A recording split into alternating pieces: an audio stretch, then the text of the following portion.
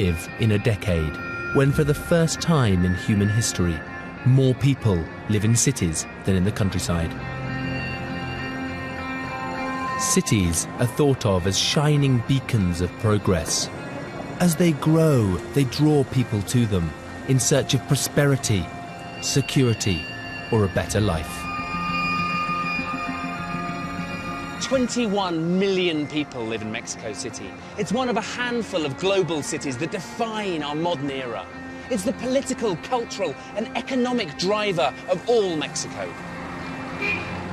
But its size is one of its biggest problems. How do you maintain order and control so many people? But this is not a modern problem. 2,000 years ago, another metropolis dominated this part of the Americas, what we call Mesoamerica. And this ancient city grew to dominate its population and influence distant empires.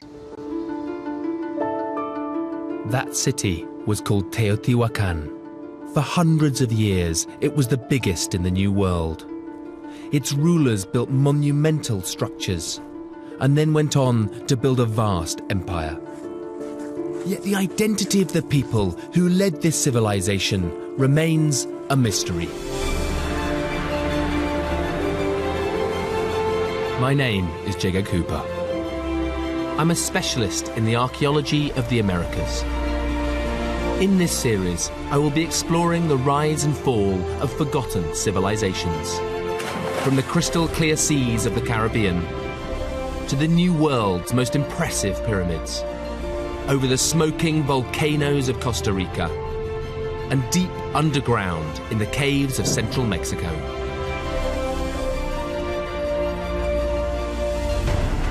I'll travel in the footsteps of these peoples to reveal their secrets, to unearth the astonishing cultures that flourished amongst some of the most dramatic landscapes in the world.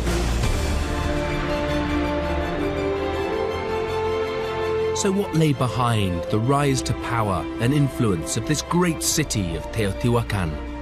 What drove this city and its people was a powerful ideology of conquest, trade, and religion. And what I want to understand is how this once powerful civilization went up in flames.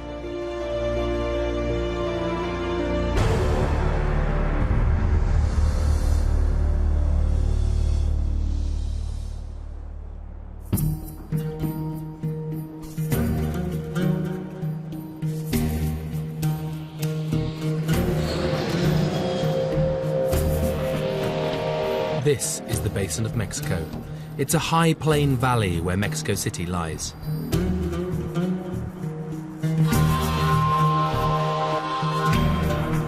But just 30 miles northeast of the capital lies the remains of Teotihuacan, another great capital that grew into an enormous city-state almost 2,000 years ago.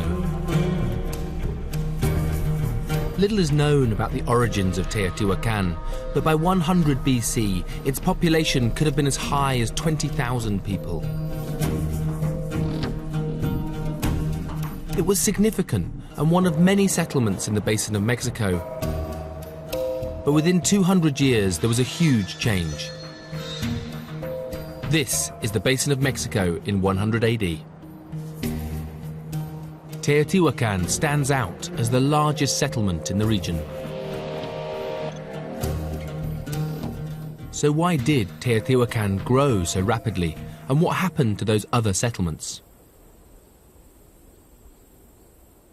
I've come almost 50 miles southwest of Teotihuacan to see what became of one settlement whose growth came to an abrupt halt. This is all that remains of the city of Cuicuilco. It's well placed in the valley for rainfall and agriculture, and this circular temple is the first piece of monumental architecture in the Basin of Mexico. Started around 700 BC, it's completed in 400 BC. And during this time when Cuicuilco is rising to prominence, Teotihuacan is still just a provincial village.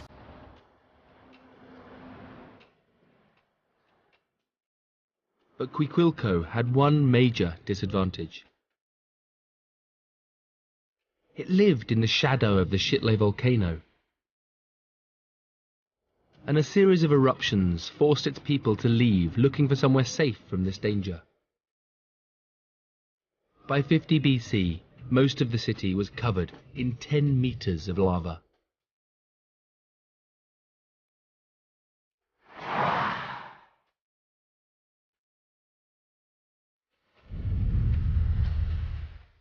What happened to Teotihuacan wasn't isolated.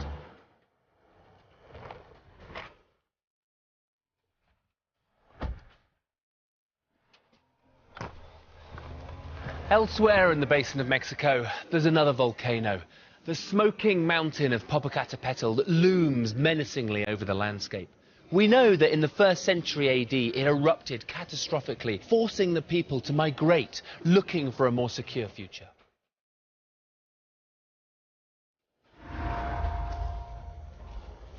Volcanic activity was a major reason for the big population shift in the basin of Mexico in the 1st century AD. People were moving north, where they could be free from these violent natural forces. But those who were moving to seek safety were following in the footsteps of those who had moved in search of opportunity. Together, they had uprooted to seek out a place that might allow them to build a better life. And there was one likely destination, a city growing fast in size and prestige, Teotihuacan. At its height around 200 AD, there were over 100,000 people living in the city. And as these migrants headed north, they became part of an unprecedented urban, cultural and economic explosion in the New World. And as they approached, they would have seen something remarkable.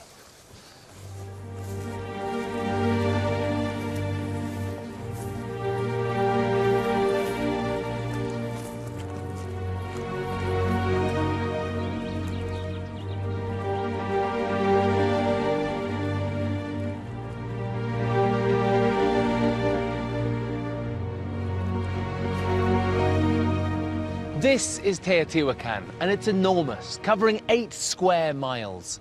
Spatially, it's all organised around 3 monumental structures. Archaeologists have discovered that these buildings were covered in bright facades with exquisite architectural motifs, all conveying an extraordinary sense of opulence.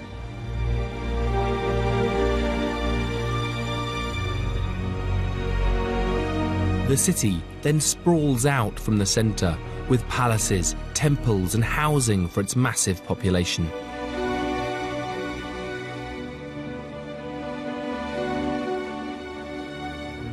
The city is dissected by the Avenue of the Dead, a street that runs for more than 4 kilometres north to south.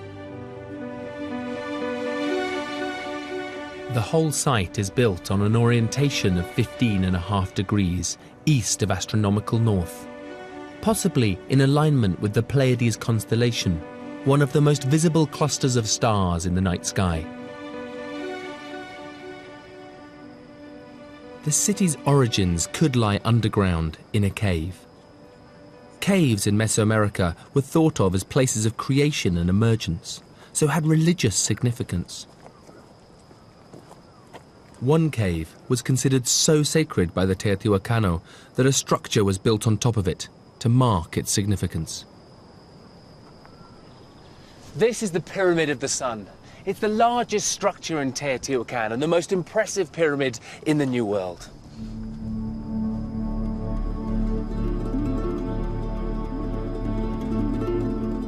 Even without the wooden temple that would have stood on its top platform, it's still over 200 feet tall. It faces west towards the setting sun and is the focal point of the entire site. But it doesn't stand alone. At the end of the Great Avenue of the Dead is the Pyramid of the Moon.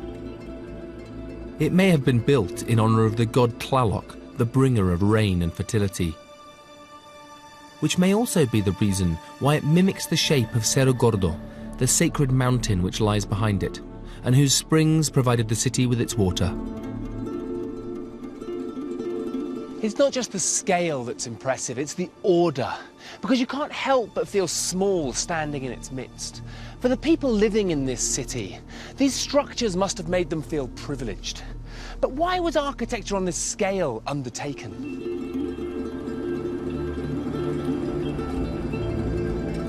Saburo Sugiyama has led numerous excavations at Teotihuacan and has been trying to discover what lay behind this city's construction. We don't know really very much about the early stage of Teotihuacan formation.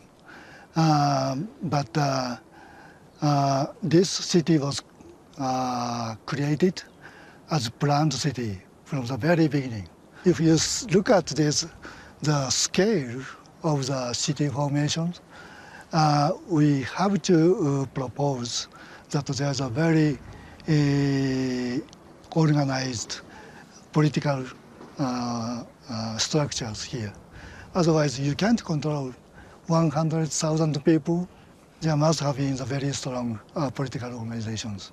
So to what extent do you think that the architectural layout here reflects a level of rulership or a level of control at the site? I think that there was a very strong rulers, perhaps charismatic rulers who created, who invented new worldviews. And they materialized these ideas, how world consisted, how we were created with God, with suns, moons, and other stars. All these movements, it's a kind of the interpretations of worldviews. These new worldviews formed the religion that the rulers used to control Teotihuacan. The beliefs were incorporated into the very foundations of the city. The measurements that dictated the dimensions of their buildings were embedded in their religion and in their physical bodies. Teotihuacan had a standard unit of measurement, which was exactly 83 centimetres long. And it's thought the origins of this unit of measurement came from the median line of the chest out to the edge of the fingers of your average Teotihuacano. And what's amazing is that the entire urban plan of Teotihuacan is planned out using this standard unit of measurement. So if we look at the base of the Pyramid of the Sun, it's exactly 260 times 83. And 260 represents the ritual calendar of Teotihuacan. And if we look at the Pyramid of the Moon, the base is exactly 105 times 83 centimetres. And if we add 105 to 260, we get 365, the annual solar calendar. The 260-day ritual calendar at Teotihuacan was most likely based around significant religious events.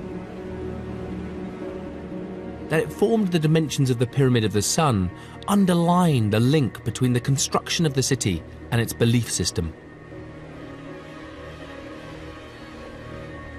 But the belief system was not just reflected in the buildings. Throughout the city, there is extraordinary artwork that aim to bind a people together through religion. David Caraballo guided me through one of Teotihuacan's most distinctive and important murals. It seems like this is more than just artistic representation for decoration. This is telling a story. It seems to be a Teotihuacano projection of what might seem like a paradise, of this place of plenty and abundance. We have to remember, of course, we're in a semi-arid environment with a really defined wet and dry cycle. And so, this sort of watery paradise would be very appealing, as that the state leaders were keeping the rains coming, courtesy of the storm god up here, and keeping good harvests. So we see these flowing canals that are feeding agricultural fields that have crops that we can possibly identify like maize, but also flowering plants that are being harvested. And so this is a scene of abundance and prosperity. One thing to really focus on here is that the emphasis is on the religious system and not on individuals. So You know, there are individuals here, but they're subordinate to the storm god who flanks them all around. And then this motif up here, which is larger, where there's two personages, but they're virtually identical, and they're priests, and they're dutifully making offerings to the central personage, who's debated. Some believe that it's a female image, a goddess, and I think the state imagery seems to be conveying over and over again this message of the religious system matters, these deities matter, attending to them matters. Individual roles do not matter. Your social roles as a priest or a warrior are what's critical to the society. We can't pinpoint one individual ruler in this whole corpus of mural art for the city. It may offer no clue as to the identity of the rulers, but the mural is preaching their religious message. If the people followed, then all would be well in Teotihuacan. But ensuring the well-being of Teotihuacan required more than just religious observation from the people. One violent public ritual appeased the gods while demonstrating the power of the leaders and the strength of their belief system: human sacrifice. In the year 2000, archaeologists were excavating inside the Pyramid of the Moon. And what they found inside was a series of different burials. This little collection here comes from burial number 4, which was 17 skulls found collected together without the rest of the skeleton. What's interesting about these skulls is that they were all found with 3 cervical vertebrae, which tells us that the human skull was fleshed when they were deposited, because otherwise the cervical vertebrae would have fallen off. If you look here, you can see cut marks on the back of the vertebrae. The way that we think these people were killed was with a hard blow to the back of the head. But it's clear from the way this is being cut is that they didn't get removed in one blow, but there's been a sawing process coming through here to help remove the head. What's interesting though is that if we look at the mandible, at the jawbone, and you can see it would normally be in this position on the jaw, but underneath the jaw, just in here, you can see a cut mark coming in, which is coming from the other direction. So we're seeing a heavy blow on the back, a sawing process as the head is cut from behind, but also a blade, a very sharp blade, judging by these cut marks, coming in from the front to remove the head. So we're seeing a laborious process to remove these heads from the body. And it gives us a sense that these are definitely people having their heads removed, specifically for the object of placing them in some sort of ceremony within the heart of the Pyramid of the Moon.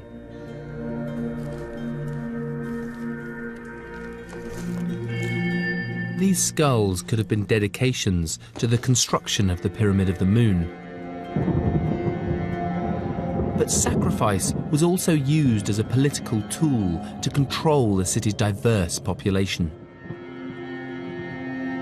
But the religious compliance of the people depended upon their everyday needs being met. And in a city this size, that required a huge amount of resources.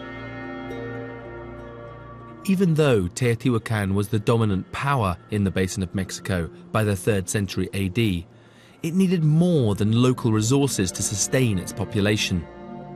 It had to expand.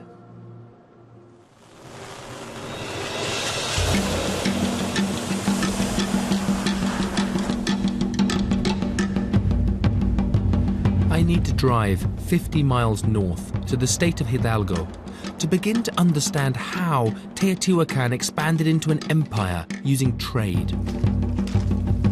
And how, when it came to precious resources, it had one big advantage.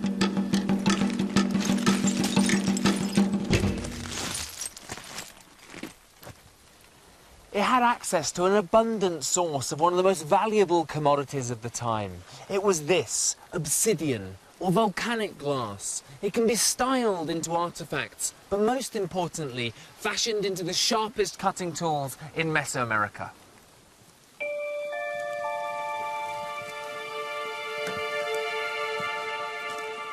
At the time of Teotihuacan's rise, metal wasn't worked in Mesoamerica, so obsidian was an essential item for everyday tasks. Because of its value, the supply of obsidian was controlled by the state, not just for its use in the city, but for trade.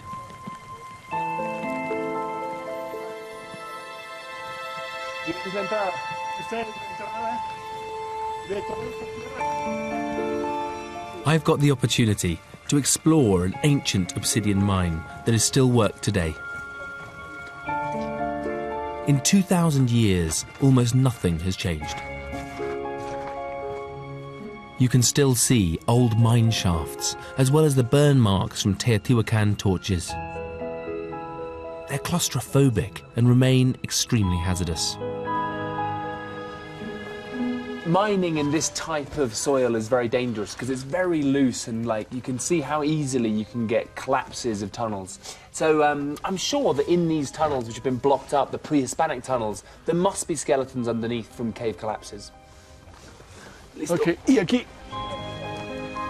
Alejandro Pastrana is an expert in the importance of obsidian to Mesoamerican cultures and has been studying the mines in this area for over 20 years.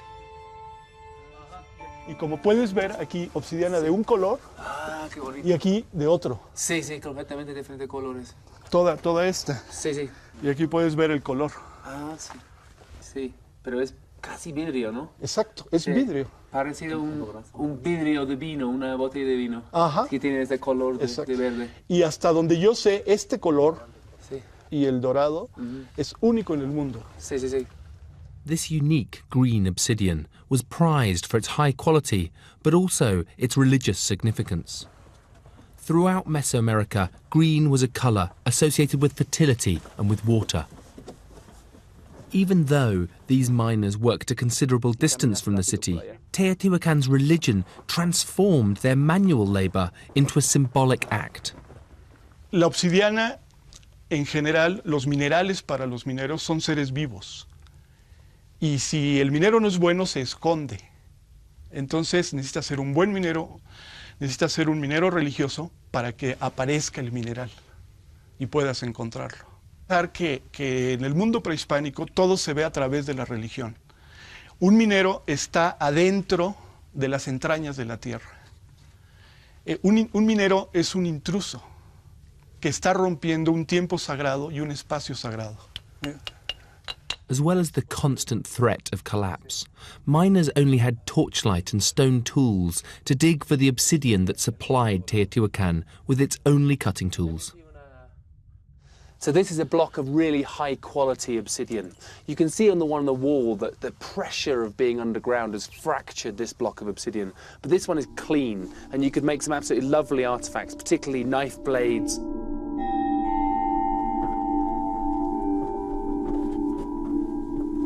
The obsidian blocks could weigh anything up to 500 kilos and would have been broken down by hand into more manageable chunks.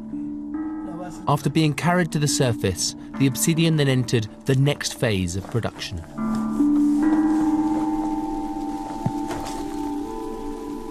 The obsidian mines are just over that hill, and here we have a Teotihuacan workshop. This is where the obsidian blocks being brought out of the mines would have been transformed into preforms and artifacts. And what's particularly interesting about this workshop is that it's laid out in exactly the same orientation as the city of Teotihuacan itself. The obsidian was knapped to create blades and artifacts. Knapping is an ancient and unique skill that transformed stones into tools and takes a lifetime to perfect. El sonido es muy importante. Sí. Porque el sonido da la idea de la densidad del bloque, la densidad de la calidad. Sí, entonces, por ejemplo... Estupendo. Aquí no suena sólido. ¿Hay algún problema? Sí. Acá suena mejor de este lado. Sí.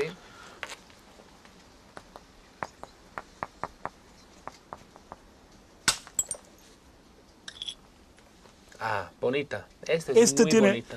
Buena calidad. Sí, pero esta es muy bonita porque tiene la perspectiva de una navaja a Teotihuacan, ¿no? Porque ellos tienen mucho más fino que ellos tienen, que vienen en esta forma. Cuando Puedes probar el filo. Sí, pero está aquí. Sí, no, sí, te vas primero, es como muy fino, ¿no? Pero el filo lo pierde muy rápido. Sí, sí, sí. Por eso necesitaban mucha obsidiana, mucha obsidiana. Más afuera, golpear más afuera. Un poquito más afuera, estás golpeando adentro. Sí. Ahí está. ¡Eh, qué bueno! And here's the flake, and you can see it. It's a beautiful, translucent obsidian. And you can see where the percussions hit down, the fracture marks come down, and it creates a perfect blade. And this edge is incredibly sharp. These razor-sharp blades were used for more than just domestic cutting tools. The obsidian mines and workshops were worked continuously to supply Teotihuacan with weapons. Thousands of obsidian blades were needed for Teotihuacan's forces, the largest army in Mesoamerica. Marco Cervera is an archaeologist who is going to show me the Teotihuacan's weapons of choice. Yeah, that's good. That's good. The atlatl is one half of a weapon.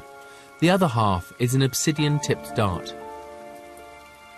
In the right hands, the atlatl can launch the dart more than 100 metres in all weathers.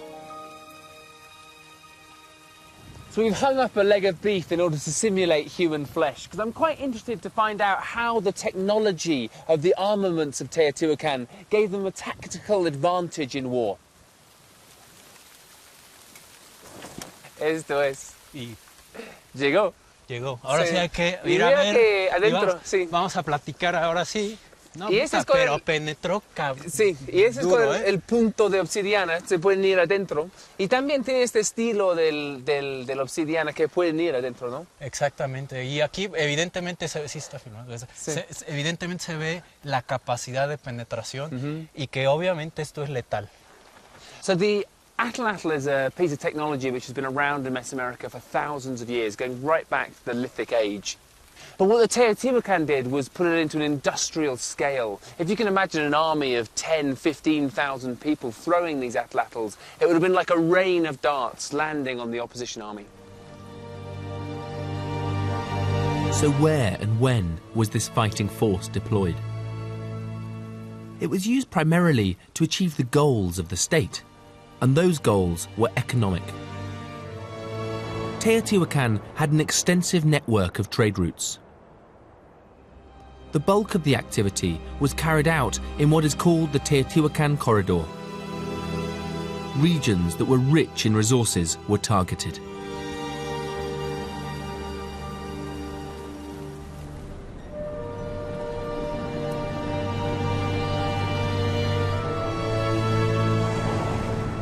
I'm heading to the site of Las Pilas in the state of Morelos. It's over 100 miles southwest of Teotihuacan, which is a considerable distance when you imagine that the only form of transportation is on foot. But Teotihuacan didn't want to just trade resources, they wanted to control them.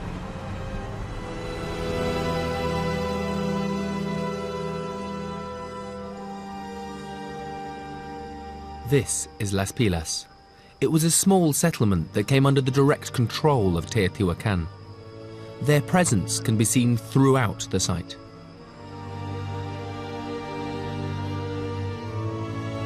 The structures copy a Teotihuacan architectural style called talud tablero, a platform on top of a sloping base.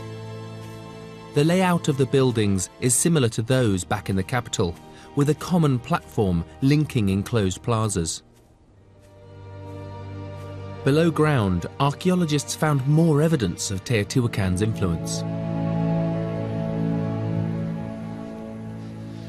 Burials excavated in this central plaza contained extensive evidence of Teotihuacan-style ceramics. In several instances, individuals were found with offerings of over 100 vessels of both imported and local wares. There was a strong reason for this heavy Teotihuacan presence at Las Pilas: to ensure large quantities of a precious crop that couldn't be cultivated in the basin of Mexico. The climate around Teotihuacan wasn't hot enough to grow this, cotton. And the Teotihuacano needed a lot of cotton to spin it for their clothes, their vibrant textiles, even the armour fibre they used in war. So they needed to guarantee a reliable supply.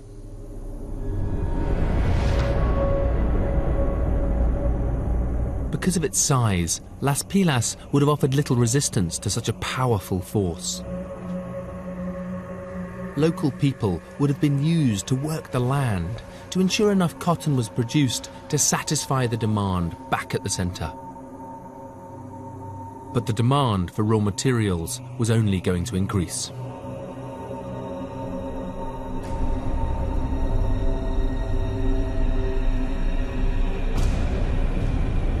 As Teotihuacan got bigger, it needed more resources. Existing trade routes were maintained to sustain the power and wealth of the city, but new areas had to be explored. They sent out people to conquer and exploit new territories. I'm driving 300 miles southeast to the Oaxaca Valley, which was the stronghold of another ancient civilization, the Zapotecs. There had long been peaceful contact between the two civilizations, but around 250 AD, Teotihuacan's insatiable demand for resources brought that relationship to an end.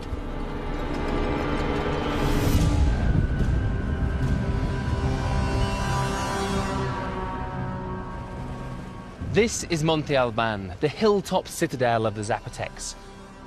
From this vantage point, the Zapotecs could rule over the valleys around, or at least until the forces of Teotihuacan arrived.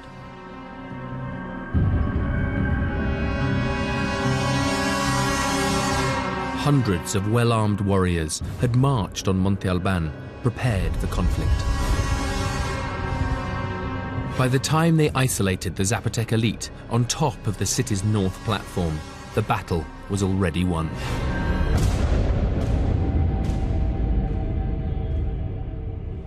"70 of these were found at the top mound of the site. They're obsidian, and they're different types of obsidian coming from the mines of the central highlands of Mexico.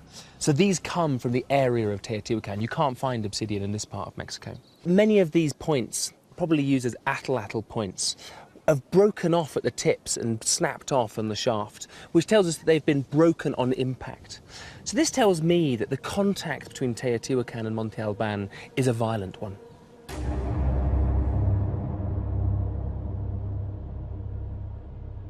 The violence continued after the conflict. In the wake of their victory, the new rulers of Monte Alban sacrificed 18 children.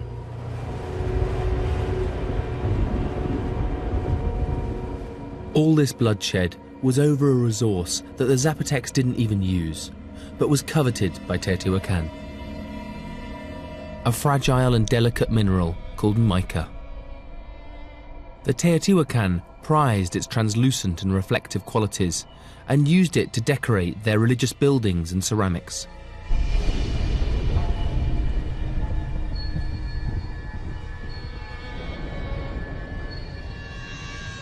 I met up with Marcus Winter to discover what were the factors really driving this aggression.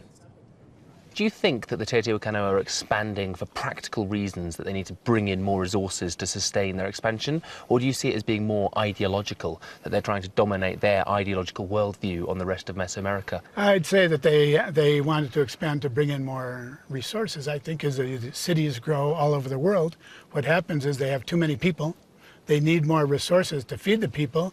They need more activities for people to participate in. Sometimes they have too many young men with nothing to do, and a good thing to do with them is send them out and take over other areas. How do you think life changed here when the Teotihuacano were in control? Do you see a thriving community which is capitalizing on Teotihuacano innovations, or do you see a repressed population who are suffering from a dominating force overcoming them? I'd say it was a repressed population. Yeah. Because a lot of things stopped. There was a trajectory that had gone on for about 500 years or more, 700 years of growth and development, renewal of the buildings, and all of that stopped. There was still a big population, and people lived and continued with their daily lives and things, but there was not the growth and innovation that had been here previously.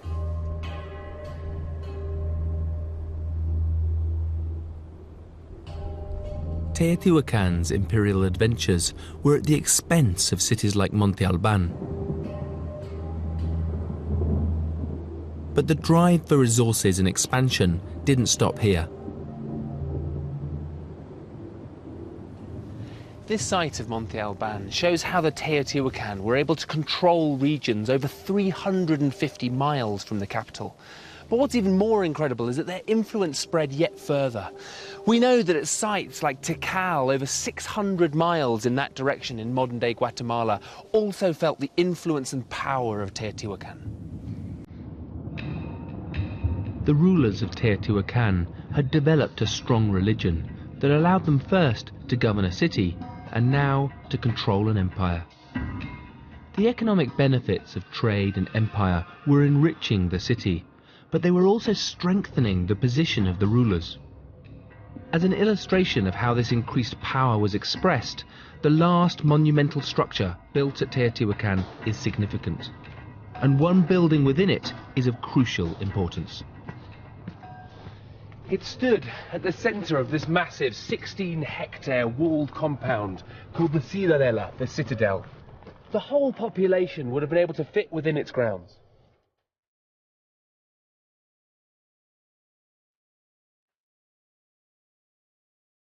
The people of Teotihuacan would have come to this space to witness religious rituals at the building that was now the new ceremonial heart of the city. The building was completed in the middle of the 3rd century and stands remote from the pyramids of the sun and moon. Archaeologists believe that this construction was a conspicuous display of power by a new ruler in Teotihuacan. This is the Temple of the Feathered Serpent, a mythical creature found throughout Mesoamerica. It's a potent symbol of power, and that's important because this temple provides strong evidence that an increasing power of an elite is administered through religion but maintained through fear.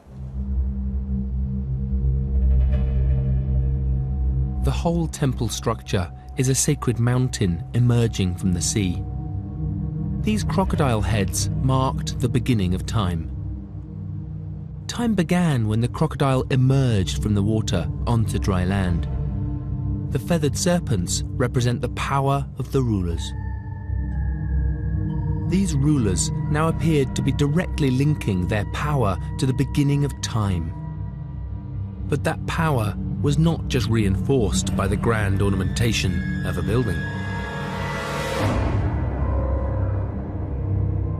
If anything pointed to a change in the nature of the leadership of Teotihuacan, it was the escalation in human sacrifice.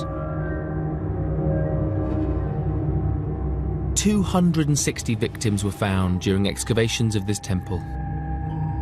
One for each day of the ritual calendar, and hundreds more than any human remains excavated from the earlier pyramids.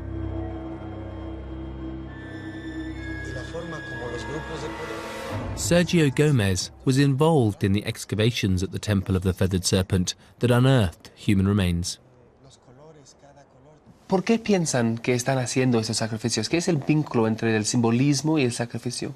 El sacrificio humano en Teotihuacán fue algo muy importante. Sabemos que el sacrificio fue parte de la vida cotidiana. El sacrificio humano fue parte de la vida cotidiana de una sociedad eminentemente religiosa. Son eventos que se refieren al poder, porque implica que alguien es casi dueño de tu vida y puede disponer de ella.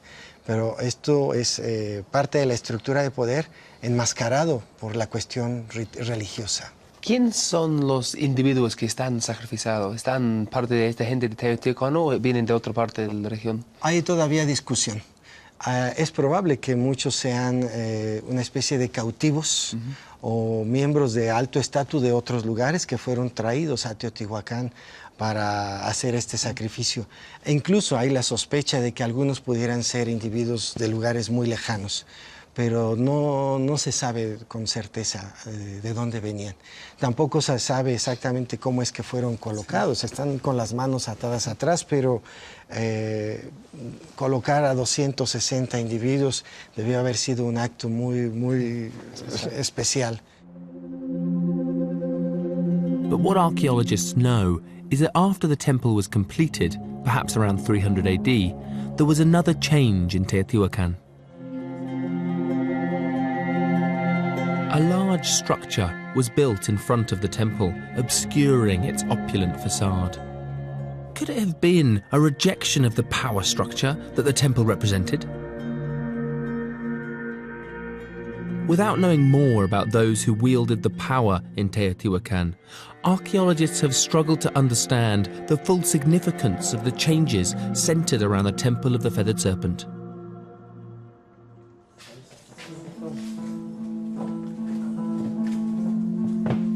But Sergio Gomez may be on the verge of a major breakthrough. In 2003, he discovered a tunnel underneath the temple.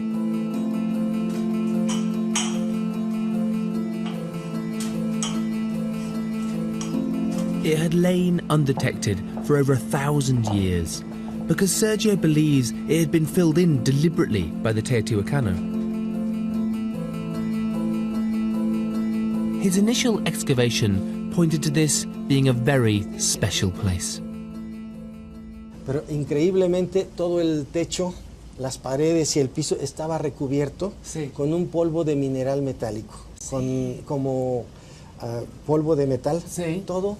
Entonces cuando tú entrabas aquí seguramente se iluminaba y parecía que estabas viendo las estrellas o que caminabas sobre agua. Y con la reflexión del agua también. Exactamente. Toda esa reflexión de las estrellas que te da arriba. Debe haber sido increíble. After years of painstaking excavation, Sergio and his team have reached the end of this tunnel. They could be on the verge of a unique discovery, but they face a massive obstacle.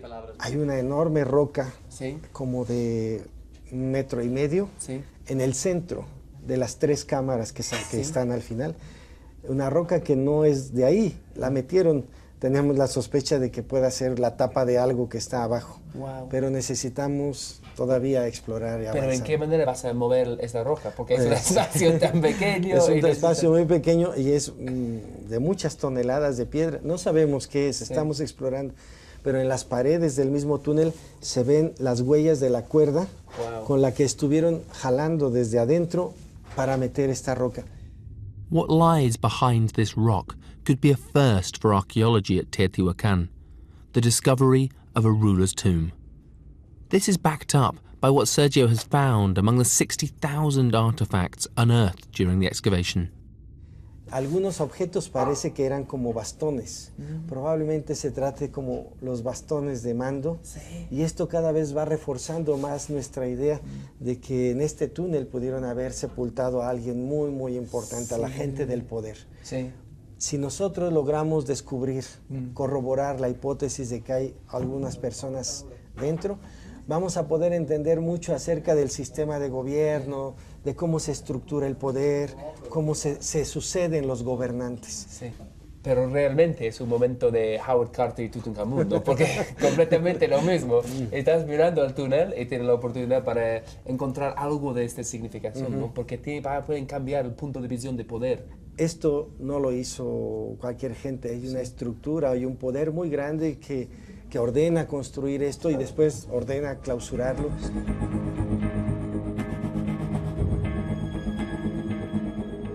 Without a shadow of a doubt, this is one of the most amazing excavations that I've ever visited. Hopefully, when they get into the last chamber, what they find inside will give us the crucial clues to understanding what happened at Teotihuacan in the 3rd century after Christ, because we know there's a complete shift in power in the city. Sealing off this tunnel and filling in a possible ruler's tomb are symbolic acts. It's impossible to say outright if they were rejections of the existing power structure. But what we do know is that there is no subsequent evidence of sacrifice on the scale witnessed at the Temple of the Feathered Serpent, nor are there any more monumental structures built after its completion. Building did continue, but it was a departure from the past. It was no longer structures that honoured the power of the leaders, but something that could point to a cultural and political peak. the state was now rebuilding the city to house its population in a style and scale that had never been witnessed before. This is urban planning on an unprecedented scale. The old adobe structures were torn down and replaced with these, buildings of stone, concrete and plaster. But what's really interesting is that the architectural style is uniform throughout the city. There was access to running water, a drainage system. All the compounds were walled to give the people their privacy.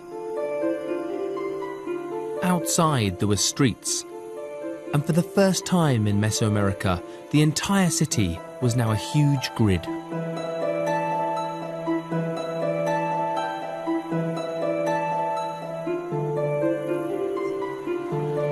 I met up again with David Carballo to see one of the best remaining examples of Teotihuacan housing.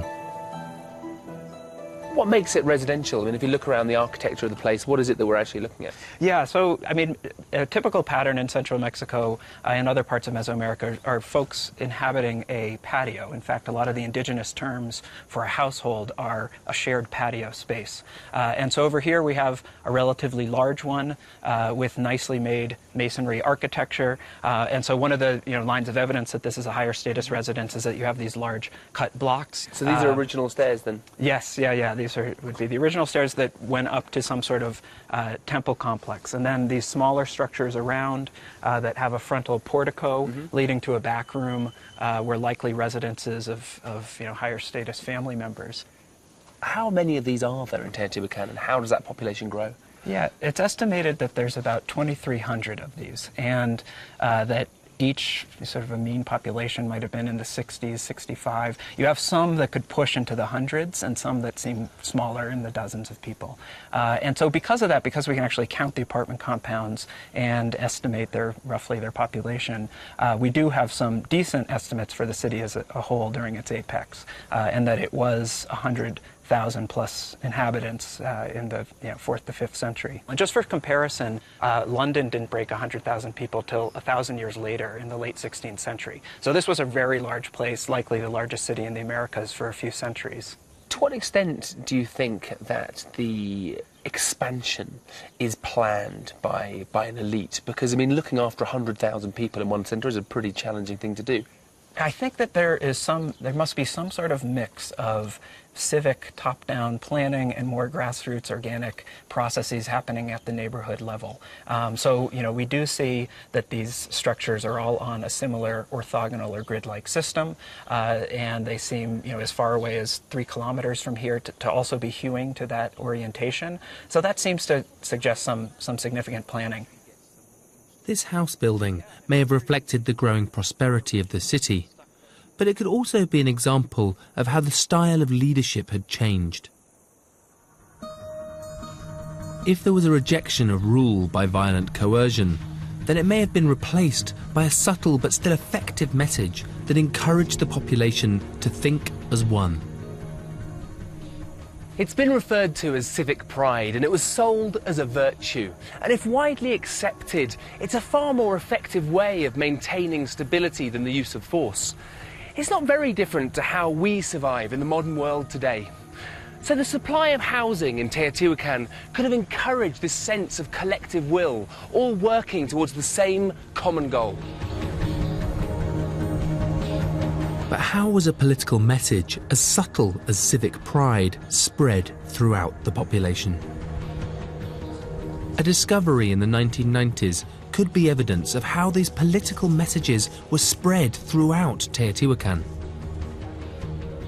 Archaeologists had no evidence of a Teotihuacan writing system until a series of symbols were uncovered on the floor of a temple complex called La Ventilla. They have been dated to the middle of the 4th century AD, and Ruben Cabrera Castro thinks they may have been part of an education system. Unos consideramos que era un centro de enseñanza. Sí. Aquí se enseñaba a los seminaristas o a los estudiantes o a futuros sacerdotes la ideología del Estado teotihuacano. Sí. Para después difundir el conocimiento a la población. debe tener mucha relación. No sabemos exactamente, pero todos deben tener una relación continua. Pero no se puede, no sabemos si se lee en esta forma, pero sí hay temas. Por ejemplo, el jaguar te está hablando del gobernante. Sí. Estas bolsas de sacerdotes te está hablando de los sacerdotes. Y en muchos otros casos tenemos a Tlaloc, el dios del Estado, porque Teotihuacán tuvo muchas deidades, pero la deidad del Estado es Tlaloc, y Tlaloc se encuentra aquí en diferentes lugares. The placing of the glyphs were first thought to be random, but Rubin thinks the horizontal and vertical lines on the floor could be ordering these symbols into the pages of a codex, an ancient book. Decía que como los códices, en los códices están también reticulados. Entonces, tal vez para separar frases o oraciones o disposiciones muy diferentes, pero a la vez ligados. Pero de esto todavía no tenemos seguridad. Pero esto da la idea de gramática entre una lengua, que es un paso de desarrollar la cultura bien fuerte que puede ampliar nuestra sabiduría de Teotihuacán. Sí. ¿Y eso es arqueológico, esta pintura? Eso es arqueológico. Por eso decía que a lo mejor los estudiantes aquí les enseñaban y se le cayó el tintero. Sí.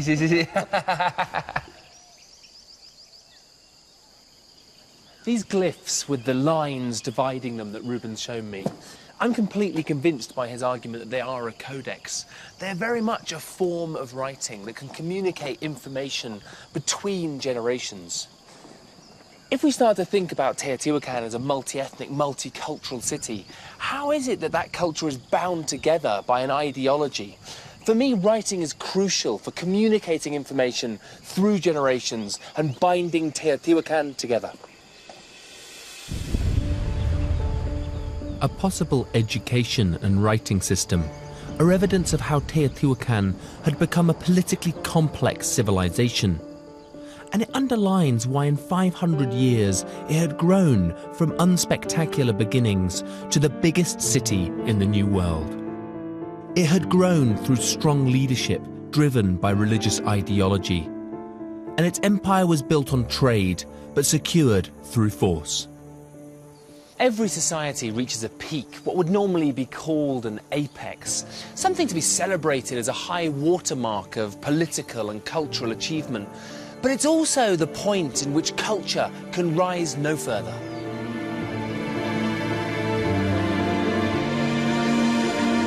At what point would Teotihuacan's expansion stop? Given its size and its power, what could possibly stop it? A city of this size was costly to maintain, and there were constant stresses in preserving its prestige. The religious system served to support the city's power structure, as well as subdue any possible threat to the leadership. Teotihuacan's empire had to be protected to secure the resources that fed its people and enriched the elite. But the leadership itself could only survive as long as the city thrived. It's a cruel irony that the very natural forces that gave Teotihuacan an advantage in its rise to power could now be responsible for triggering its demise. In 536 AD, there was a moment of sudden environmental change in the basin of Mexico. Exciting new research suggests that this could have been a key factor in pushing the Teotihuacano to the brink of disaster. It was the biggest volcanic eruption ever recorded in Central America. The Ilopango volcano was in modern-day El Salvador. Even though it was almost 800 miles away, the ash and gas that spewed out from the eruption clouded the skies over Teotihuacan. With no heat and light from the sun, the crops failed repeatedly, which had grave consequences for the leaders. The stability of Teotihuacan relied on its people perceiving that their needs were being met. If there was a downturn in their fortunes, the next chapter in this city would be violent. In the middle of the 6th century AD, the people of Teotihuacan rose up. They targeted the symbolic heart of the city and set it alight.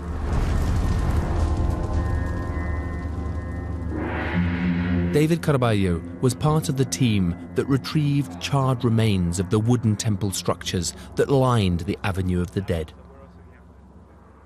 Burnt roof structures gives this sense of drama, of like things on fire and ending in quite a dramatic way. I mean, do you think that's true?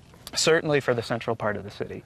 It seems like very selective, concerted burning within temples and palace complexes all around the Street of the Dead. That whole street then would have been on fire at the same time, you imagine? Perhaps, yeah. It seems like a planned burning event that was a symbolic termination of the civic architecture of the city. What do you think brings about, what motivates people to come and bring up arms and take against the elite? There must have been something in the system that was failing people. And so whether that's that the city became more factionalized and there's more internal squabbling, also that trade routes seem to be co-opted by areas that were former provinces and that were formerly under the sway of the state. And so people here in the center perhaps weren't having the ready access they once had to all sorts of goods around Mexico. Do you think the decline of Teotihuacan was inevitable because of the way that the state rose up over time? We have to consider Teotihuacan a successful state in that it survived for 5 to 6 centuries as possibly the largest place in the Americas and one of the largest cities. But there certainly were some challenges in the 6th century that the governing apparatus seems to not have been able to overcome. And so what exactly it was that they couldn't evolve to is still a question to be answered.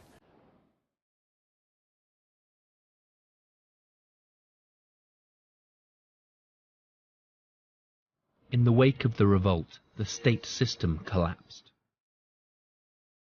The religious ideology that had bound the people together had been rejected. First to leave were the elite, whose power structure had been attacked. A population of 100,000 eventually dwindled to 20,000 people. The might of Teotihuacan existed in the past.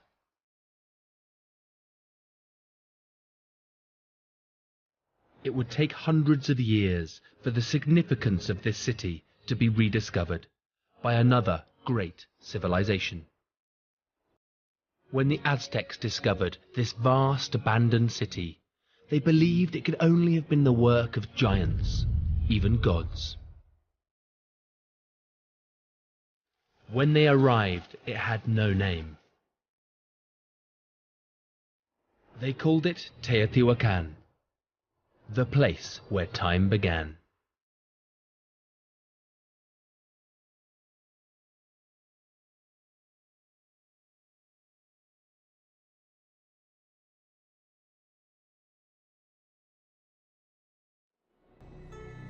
And now, almost 2,000 years since this city was built, it's still immensely significant. An ancient place that for me echoes the concerns our urban world still struggles with today. Teotihuacan is an extraordinary city, and revealing some of its secrets, getting to know its inhabitants, has transformed my understanding of urban life. Architecture, people and power come together to create a new type of culture, a fragile urban culture that sets the new world on a pathway that is to last thousands of years.